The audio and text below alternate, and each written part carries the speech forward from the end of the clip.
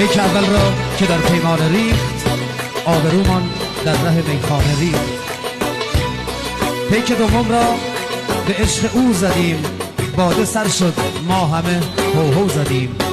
پیک سوم را زدیم و سوختیم، تار دل بر هود سیب دوختیم.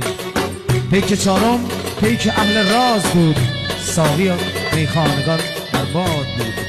پیک پنجم پرده را از هم درید، مژده کشف و شهود دل رسید. پیک ششم همراهی با دار بود، شوق وصل و وعده دیدار بود.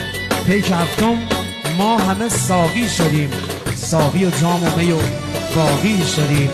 هفت پیک عشق مستم کرده است، ساقی امشب می پرستم کرده است، ساقی امشب می پرستم کرده است.